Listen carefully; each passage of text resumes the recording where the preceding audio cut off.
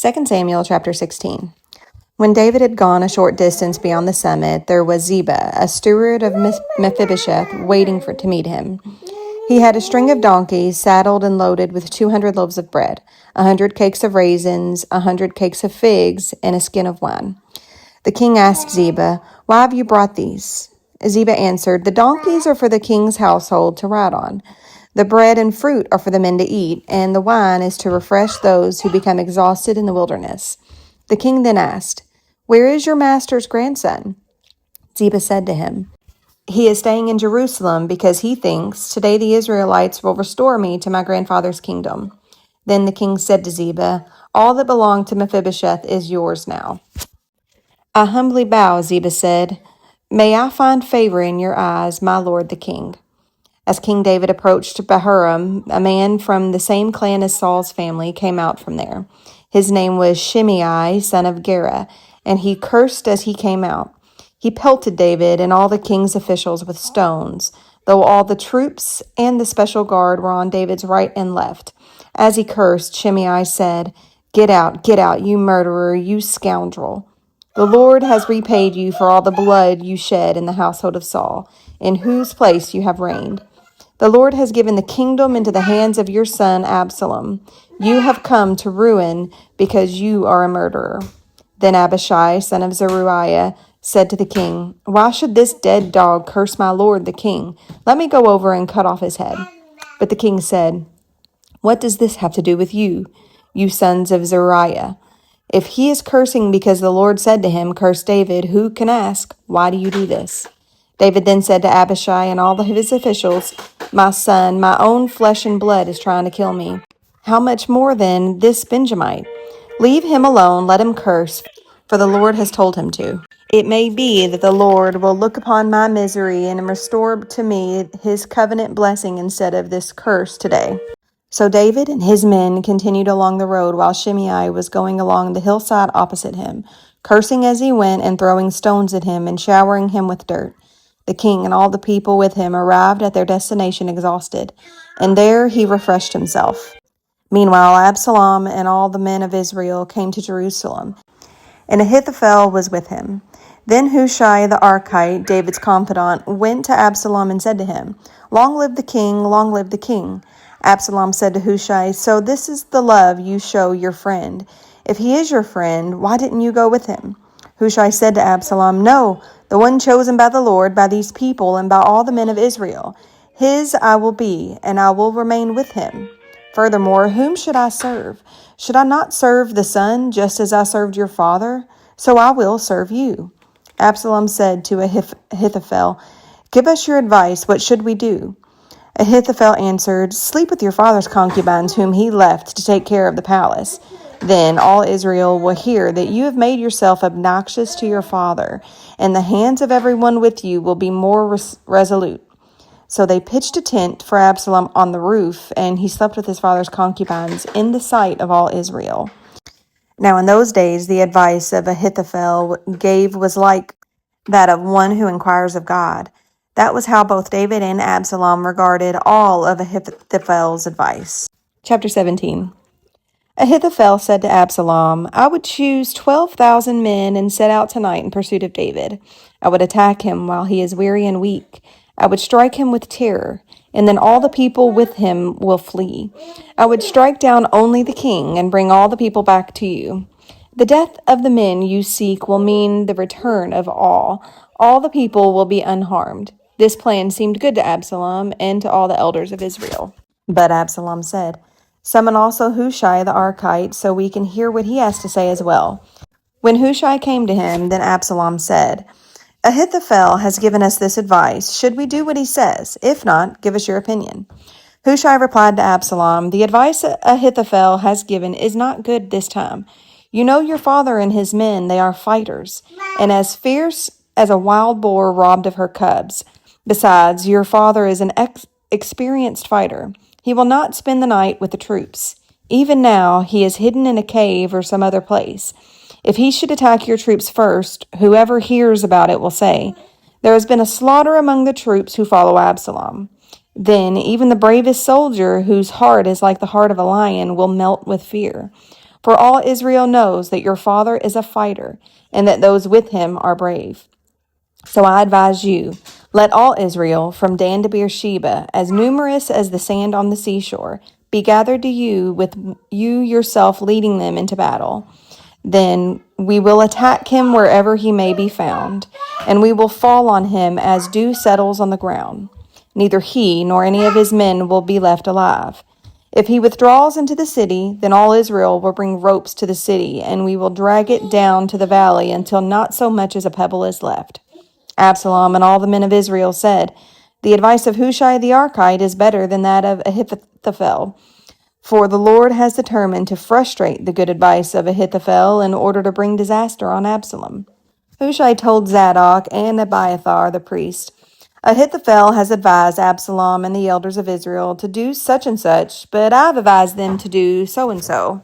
Now send a message at once and tell David, do not spend the night at the fords in the wilderness. Cross over without fail, or the king and all the people with him will be swallowed up. Jonathan and Ahimaaz were staying at En-Rogel.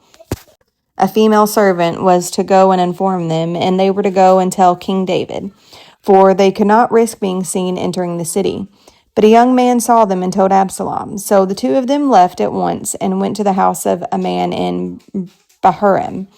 He had a well in his courtyard, and they climbed down into it. His wife took a covering and spread it out over the opening of the well and scattered grain over it. No one knew anything about it. When Absalom's men came to the woman at the house, they asked, where are Ahimaaz and Jonathan? The woman answered them, they crossed over the brook. The men searched, but found no one, so they returned to Jerusalem. After they had gone, the two climbed out of the well and went to inform King David.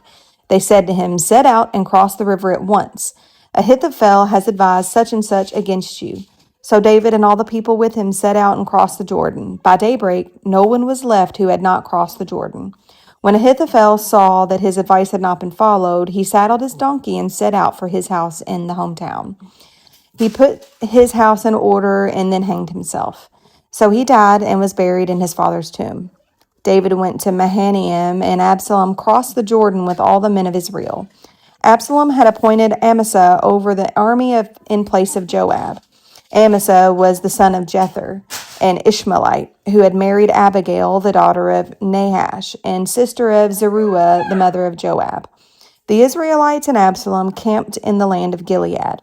When David came to Mahanaim, Shobai, son of Nahash, from Rabbah of the Ammonites, and Maker, son of Amiel, from Lo-debar, and Barzillai, the Gileadite, from Rogelim, brought bedding and bowls and articles of pottery. They also brought wheat and barley, flour and roasted grain, beans and lentils, honey and curds, sheep and cheese from cows, milk for David and his people to eat. For they said, the people have become exhausted and hungry and thirsty in the wilderness. Chapter 18. David mustered the men who were with him and appointed over them commanders of thousands and commanders of hundreds.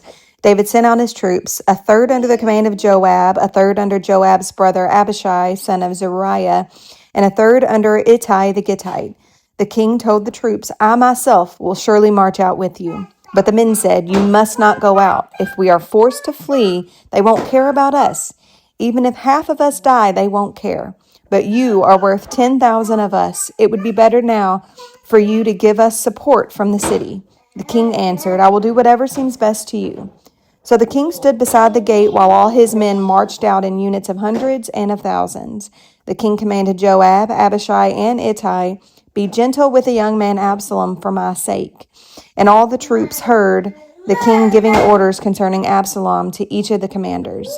David's army marched out of the city to fight Israel, and the battle took place in the forest of Ephraim. There, Israel's troops were routed by David's men, and the casualties that day were great, 20,000 men. The battle spread out over the whole countryside, and the forest swallowed up more men that day than the sword. Now Absalom happened to meet David's men. He was riding his mule, and as the mule went under the thick branches of a large oak, Absalom's hair got caught in the tree. He was left hanging in midair while the mule was riding kept on going. When one of the men saw what had happened, he told Joab, I just saw Absalom hanging on an oak tree. Joab said to the man who had told him this, What? You saw him? Why didn't you strike him to the ground right there? Then I would have had to give you 10 shekels of silver and a warrior's belt. But the man replied, Even if 1,000 shekels were weighed out in my hands, I would not lay a hand on the king's son. In our hearing, the king commanded, You and Abishai and Ittai protect the young man Absalom for my sake. And if I had put my life in jeopardy and nothing is hidden from the king, you would have kept your distance from me. Joab said, I'm not going to wait like this for you. So he took 3 javelins in his hand and plunged them into Absalom's heart while Absalom was still alive in the oak tree. And 10 of Joab's armor-bearers surrounded Absalom, struck him, and killed him. Then Joab sounded the trumpet, and the troops stopped pursuing Israel, for Joab halted them. They took Absalom, threw him into a big pit in the forest, and piled up a large heap of rocks over him. Meanwhile, all the Israelites fled to their homes. During his lifetime, Absalom had taken a pillar and erected it in the king's valley as a monument to himself, for he thought, I have no son to carry on the memory of my name. He named the pillar after himself, and it is called Absalom's Monument to this day. Now Ahimaaz, son of Zadok, said, Let me run and take the news to the king that the Lord has vindicated him by delivering him from the hand of his enemies. You are not the one to take the news today, Joab told him. You may take the news another time, but you must not do so today, because the king's son is dead. Then Joab said to a Cushite, Go, tell the king what you have seen. The Cushite bowed down before Joab and ran off. Ahimaaz, son of Zadok, again said to Joab, Come what may, please let me run behind the Cushite. But Joab replied, My son, why do you want to go? You don't have any news that will bring you a reward. He said, Come what may, I want to run. So Joab said, Run. Then Ahimaaz ran by way of the plain and outran the Cushite. While David was sitting between the inner and outer gates, the watchman went up to the roof of the gateway by the wall. As he looked out, he saw a man running alone. A watchman called out to the king and reported it. The king said, If he is alone, he must have good news. And the runner came closer and closer. Then the watchman saw another runner, and he called down to the gatekeeper, Look, another man running alone. The king said, He must bring good news too. The watchman said, It seems to me that the first one runs like Ahimaaz, son of Zadok. He is a good man, the king said. He comes with good news. Then Ahimaaz called out to the king, All is well. He bowed down before the king with his face to the ground and said, Praise be the Lord your God. He has delivered up those who lifted their hands against my lord the king. The king asked, Is the young man Absalom safe? Ahimaaz answered, I saw great confusion just as Joab was about to send the king's servant to me, your servant, but I do not know what it was. The king said, Stand aside and wait here. So he stepped aside and stood there. Then the Cushite arrived and said, My lord the king, hear the good news. The Lord has vindicated you today by delivering you from the hand of all those who rose up against you. The king asked the Cushite, Is the young man Absalom safe? The Cushite replied, May the enemies of my lord the king and all who rise up to harm you be like that young man. The king was shaken. He went up to the room over the gateway and wept. As he went, he said, Oh, my son Absalom, my son Absalom, if only I had died instead of you. Oh, Absalom, my son, my son.